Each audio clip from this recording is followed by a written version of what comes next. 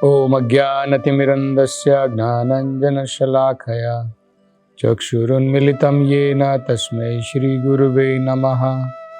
नमो ॐ विष्णुपदाय कृष्णप्रेष्ठाय भूतले श्रीमते भक्तिवेदान्ता स्वामिनिति नामिने।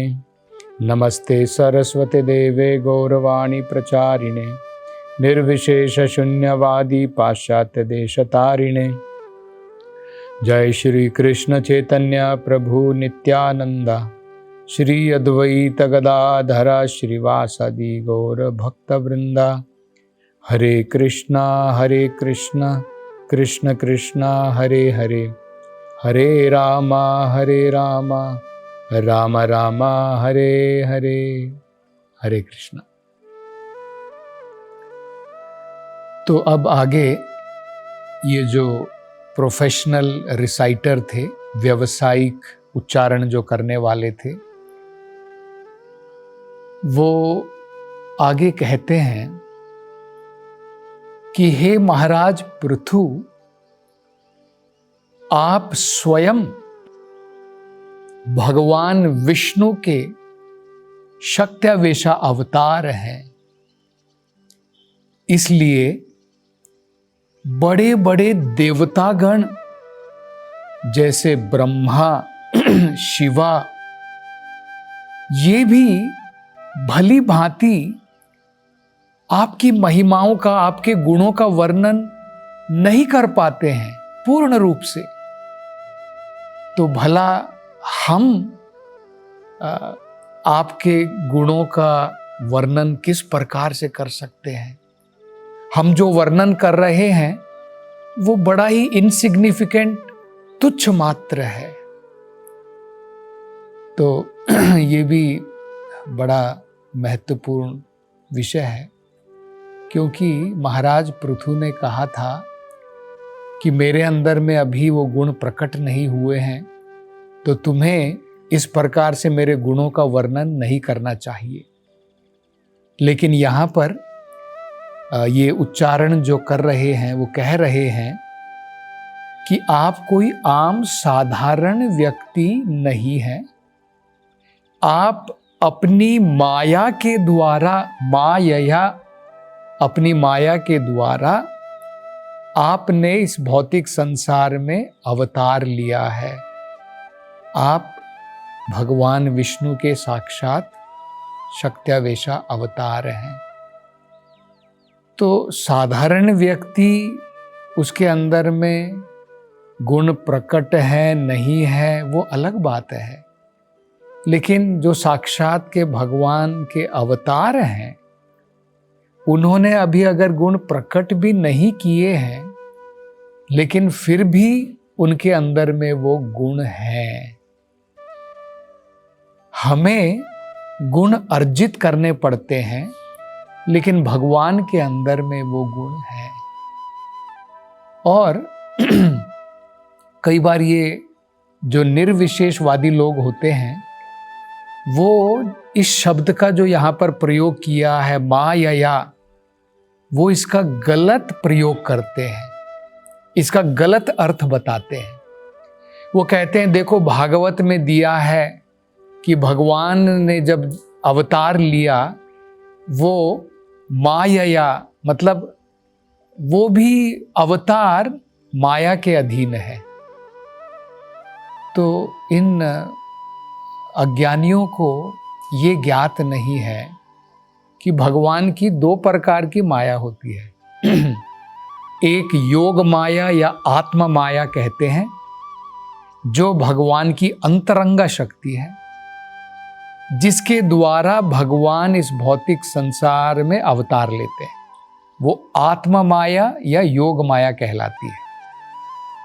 जब भगवान ने अपने आप को देवकी के गर्भ में भगवान ने प्रवेश किया था, कैसे किया था? अपनी आत्म माया के द्वारा। भौतिक संसार के लोगों के लिए, उनके ज्ञान को ढकने के लिए भगवान की दूसरी शक्ति है, जिसे महामाया कहा जाता है, या आमतौर पर जिसे हम माया कहते हैं। उससे भ्रम फैलता है और हमारा ज्ञान ढक जाता है। तो यहाँ पर जो माया का शब्द का प्रयोग है वो भगवान की ये बाहरी माया के लिए नहीं है, ये भगवान की योग माया है, जिसके द्वारा हमारे ऊपर कृपा करके भगवान अवतार लेते हैं। दूसरा ये प्रसंग यहाँ पर बड़ा महत्वपूर्ण है कि ये उच्चारण करने वाले बता रहे हैं कि बड़े बड़े देवतागण जैसे शिव जी हैं, ब्रह्मा जी हैं, ये देवताओं में श्रेष्ठ हैं, लेकिन ये भी भगवान इतने अनंत हैं, उनके गुण इतने अनंत हैं कि बड़े बड़े देवतागण भी पूर्ण रूप से भगवान की महिमाओं का गान नहीं कर सकते हैं। आप जरा सोचिए, ये बड़े बड़े देवतागण क्या करेंगे जब स्वयं भगवान विष्णु के एक अवतार, जिन्हें अनंत शेष कहा जाता है, आपने अनंत शेष जी का नाम सुना होगा, जिनके हजारों अनंत मुख हैं, अपने अनंत मुखों से अनंत काल से अनंत शेष भगवान जो हैं भगवान के गुणों का वर्णन करने में लगे हैं, लेकिन आज तक भी वो भगवान के गुणों का वर्णन पूर्ण नहीं कर पाए हैं।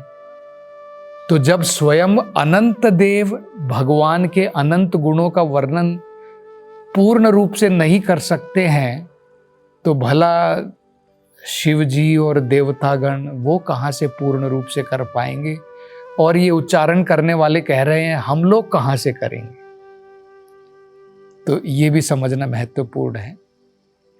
लेकिन ये भी हमें समझना, इसका मतलब ये नहीं है कि हम लोग सोचें कि भाई भगवान तो अनंत हैं, उनके गुण भी अनंत हैं, और भगवान के गुणों का वर्णन तो शिव जी भी पूर्ण रूप से, ब्रह्मा जी भी पूर्ण रूप से नहीं कर सकते हैं, फिर मैं क्यों करूं?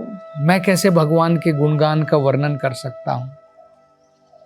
तो ये हमें समझना है कि जब हम अपनी तरफ से प्रयास करते हैं भगवान के गुणों का वर्णन करने का, इसके द्वारा भगवान संतुष्ट होते हैं।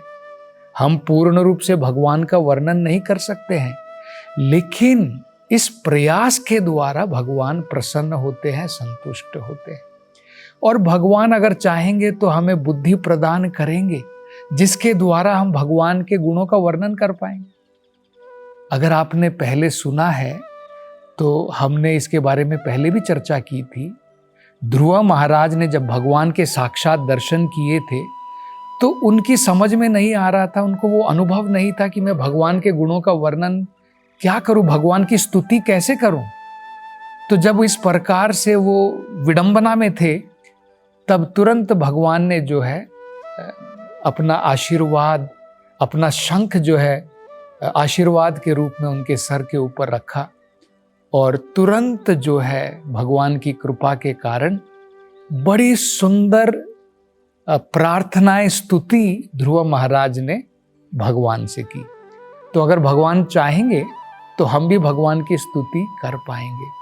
तो हमें क्या करना है? प्रहलाद महाराज कहते हैं कि जितनी हमारी क्षमता है, बड़ी ही निष्ठा के साथ में हमें जो है अपनी तरफ से प्रयास करना चाहिए भगवान के गुणों का वर्णन करने का, भगवान की स्तुति करने का। तो ये महत्वपूर्ण है।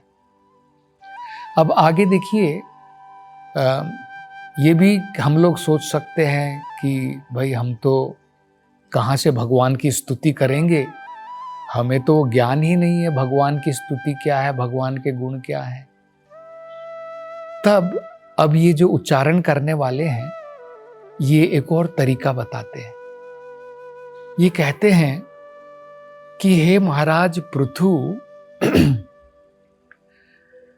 हम आपके जो गुणों का वर्णन कर रहे हैं, ये हम वर्णन अपने आप से नहीं कर रहे हैं।